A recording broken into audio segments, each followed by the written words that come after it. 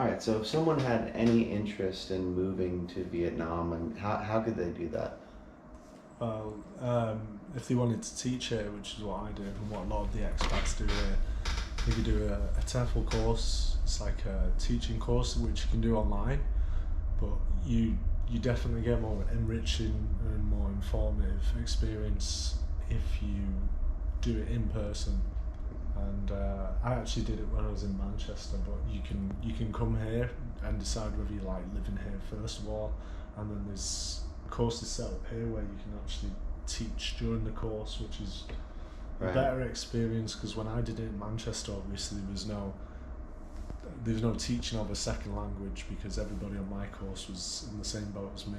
It was just people trying to learn the course, whereas the courses that you can do here in Saigon, in Ho Chi Minh City, um, you get a chance to teach while you're on the course. And I think Right.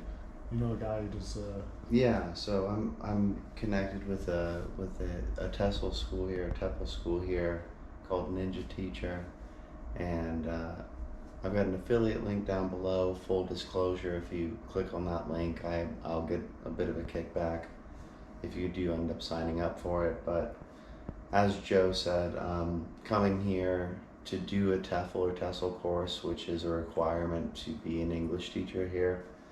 Coming here and doing it, you're going to get in-class experience, teaching Vietnamese kids.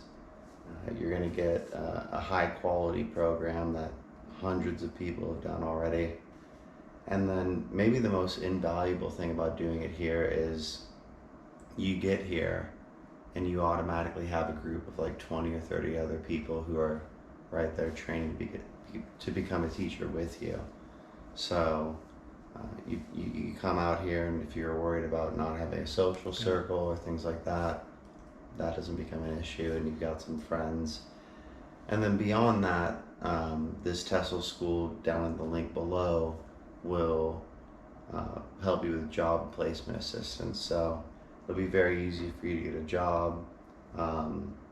You finish the course, you'll have a job within less than a week, most likely, if not even before you finish the course. You'll probably have the job, at least a couple job offers. But that's a question that a lot of people ask me when they're coming over, and they're saying, "Oh, how will I get a job? Do you know any places?" I'm like, there's so many places. Like, the demand for teachers here is so high. Yeah. And there is a lot of expats here, but there's so many schools. It's and also the interview process for this is another thing that I like about Vietnam. I know in the UK you go for a job where it's like a low skilled job, and you have to go for an interview, and the questions are like, "Oh, why do you think you'd be fit for this role?" Whereas I feel like the interviews for schools here is more like them trying to sell the job role to you. Right. Like, this is the benefits that you get. This is how much we pay you. Your class sizes are going to be this. Right. We'll give you holiday pay. Yeah. Well, they're trying to get you in. It's a supply and demand thing, right? But I mean, as someone who's not owning a company and doesn't need employees, someone who wants to work for somebody, obviously it's better for us. Yeah.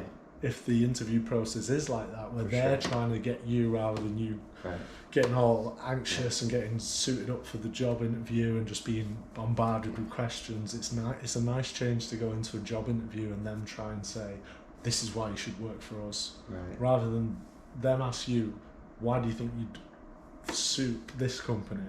Yeah. You know what I mean? Yeah, because the fact is that there's more schools here that need native English teachers than there are native English teachers living here. Yeah. So it's flipped, right? Yeah. Like exactly what you're saying. They're selling you versus you selling yourself.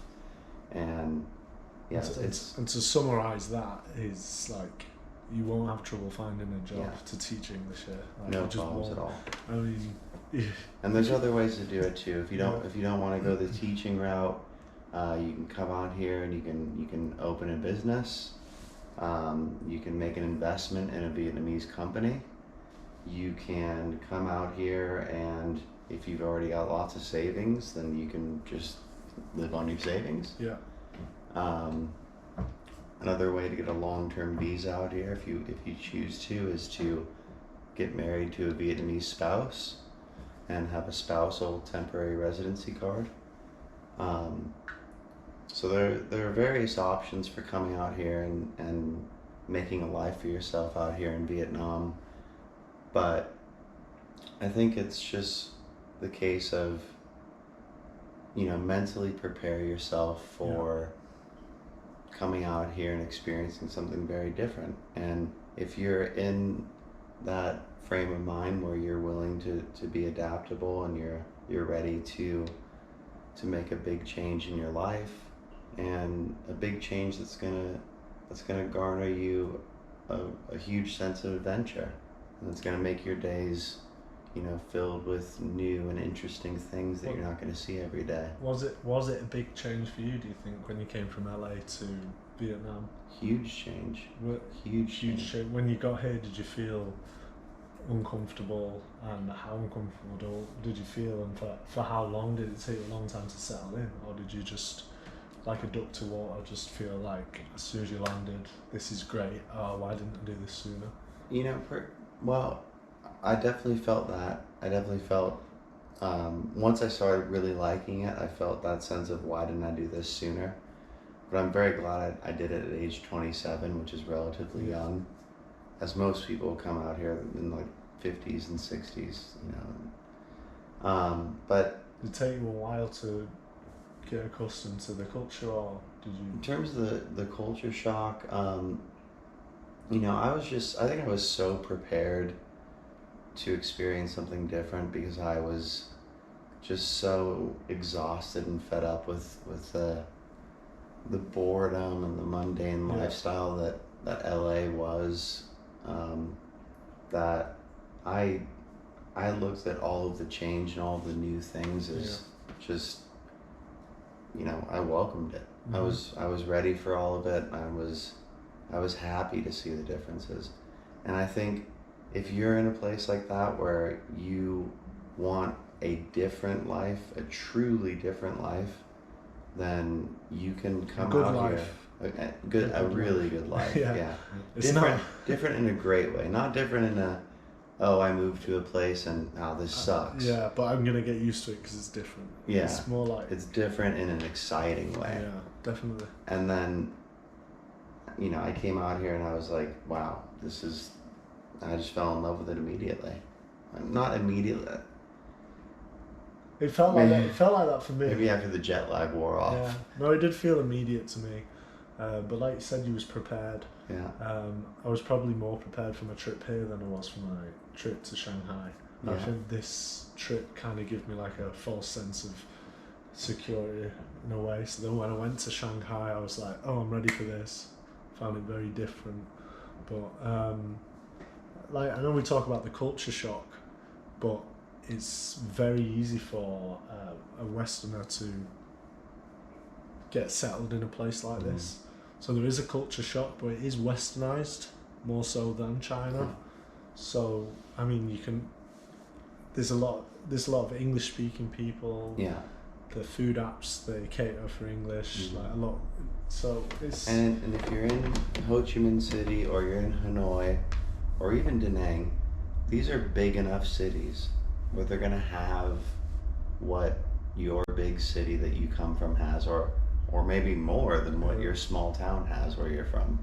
So when a lot of people think about Vietnam, they think of rice paddies and straw huts. Why are you moving to Vietnam? Yeah, why are you moving to the to the third world? And it's like, well, sure, it's a developing country. Yeah. And if you drive 2 hours outside of Saigon, you're gonna see rice paddies and not much development. But here in the city, you're gonna have everything that you want.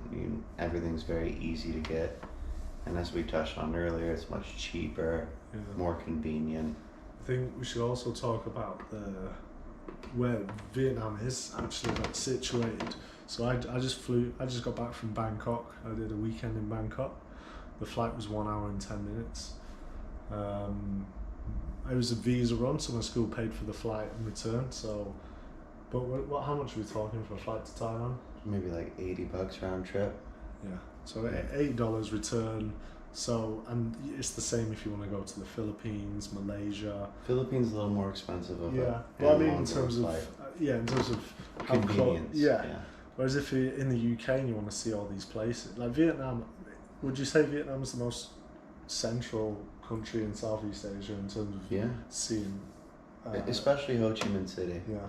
where it's situated. Yeah. I mean, Cambodia borders it. You can literally. We both drove to Cambodia. What does it take us? 2.5 hours on a bike. Yeah, maybe less. Yeah, or you can fly there, or you can get a private bus there, or get on the coach. Yeah. Everything's like really affordable. Yeah. So rather than in the UK, where are we going? We're going to Spain every year for 2 weeks. Yeah. It's in Vietnam. It's like you can go to Thailand for the weekend. Right. And then you can go to Malaysia for the weekend. Yeah. And you can go to Cambodia for the weekend. Yeah. And then maybe you find one of those places. Oh, I want to live here. So, Yeah. I mean, you can very reasonably make like 10 trips a year. Yeah. So something that was like how long do you plan on living? We both know how we feel about this question. Yeah. So the question is how long do you think you're gonna live in Vietnam? I'm here indefinitely. Yeah. Same goes for me, and we've both been here and left and come back, and the reason why we've come back and the reason we feel so strongly about living here indefinitely is just because we had such a great time. We've left, experienced what it's like to not be here and be somewhere else, and it just solidifies how much we like this place. Yeah. But I mean, like I said, if you go to Thailand and you're like, oh, I love Thailand, you can from here you can move to Thailand, you can try teaching or doing something else there. Maybe you want to live in Thailand. Yeah. But and then where else you got everything on your doorstep. All of Asia. If you want to experience Asia, rather than do like a month trip, I'm going to visit Thailand, Cambodia, Vietnam. Yeah. You move here, you can live in Vietnam or another place, and you can really experience Asia. Yeah. Yeah, for sure. And then, ultimately, if you don't like it, you can go back, You can just... But you'll come back. Yeah. You'll come back. Yeah, exactly. We all do. We definitely did. We definitely did. But yeah, I think... Yeah, that's a great way to, wrap it up. Yeah. Great interview. Cheers, bro. Cheers. Guys, if you're interested in coming to Vietnam, highly recommend it. Again, if you want to do a TEFL course, click that affiliate link down below. It's a great course, Ninja Teacher. And subscribe to my channel. Subscribe to my channel. I don't have a channel. If you've not already subscribed, click the like button, throw any comments, by the way, please, any questions you have, leave a comment. Very happy to answer all of your questions. And best of luck to you guys, and hope you enjoyed it. And I'll see you guys in the next one. Peace. Cheers.